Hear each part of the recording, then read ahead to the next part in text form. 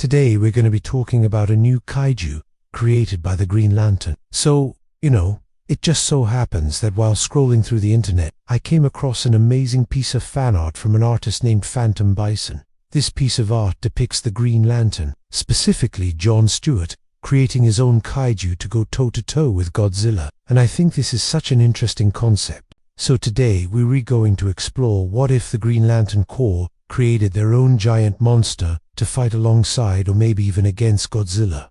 Let's get started. First off, let me show you guys the piece of art that inspired this entire video. This piece of art is titled Green Lantern vs Godzilla, and it was created by the artist Phantom Bison. As you can see, it features Jon Stewart, one of the most well-known Green Lanterns in modern times, standing toe-to-toe with Godzilla himself. In the foreground, you can see the Green Lantern ring hovering above Jon's hand, conjuring up a gigantic kaiju made out of green energy. And looming over the Green Lantern is the king of the monsters, Godzilla. Godzilla's atomic breath is shooting straight towards the Green Lantern, who has his back towards us, meaning he cannot see the attack coming. Behind him, you can see the Green Lantern construct rearing its head, ready to take on the king of the monsters.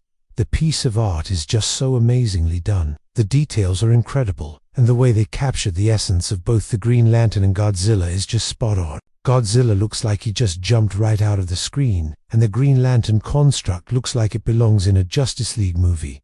But what exactly is this Green Lantern construct? Well, before I explain my idea, I want to first talk about how the Green Lantern constructs work in the DC universe. The power of the Green Lantern rings is almost limitless. It's only bound by the willpower and imagination of the one who wields it. A Green Lantern can create anything they can imagine as long as it benefits them in some way. We've seen Green Lanterns use their rings to create constructs as small as a bullet and as large as a planet. But the key thing to remember about these constructs is that they do not exist independently of the Green Lantern. When the Green Lantern focuses their will, the construct is powered by that focus. If that focus is broken, or the Green Lantern loses concentration for any reason, then the construct will dissipate into nothing but a pile of glowing green energy. With that being said, let's move forward with my idea. If the Green Lanterns were to create a kaiju to battle Godzilla, it would likely be a massive undertaking. They would need a team of the most powerful Green Lanterns working in unison to maintain the construct. And even then it probably wouldn't last very long. Think of the biggest and most powerful Green Lantern constructs ever shown in the comics or the movies and multiply their size and power by 100.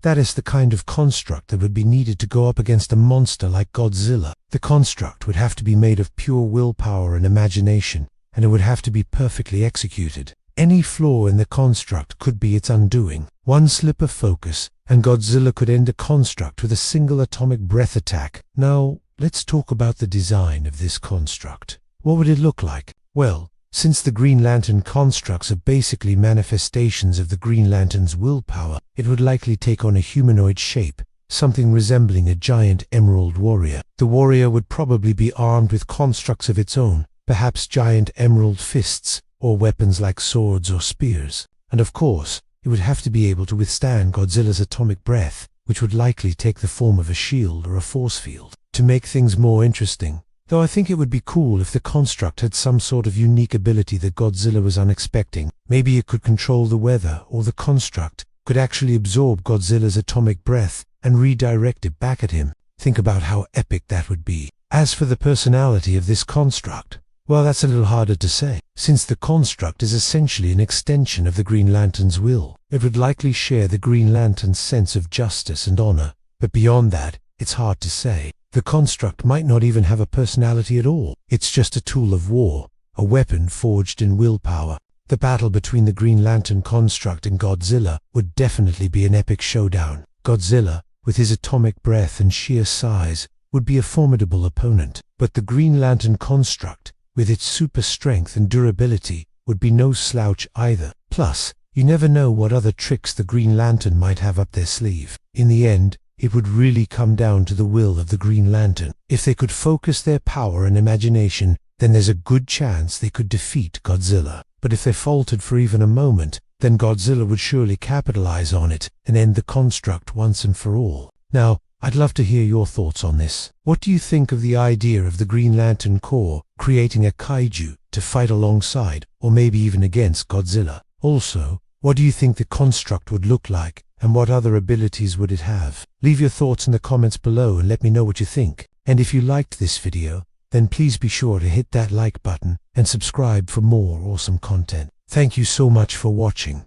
I really appreciate it. And I'll see you next time. But until then, here's 2 other videos I think you might like. And remember, if it doesn't benefit the ring bearer in some way, then the ring won't let you do it. That's why the Green Lanterns always have to make sure that their constructs are benefiting them in some way. Otherwise the ring won't let them create it. Also, I am sure you've all heard the phrase, "The only thing I fear is the power going out, because then I'd have to use my flashlight." But what if you didn't have to worry about that? What if you had a flashlight that never needed to be charged?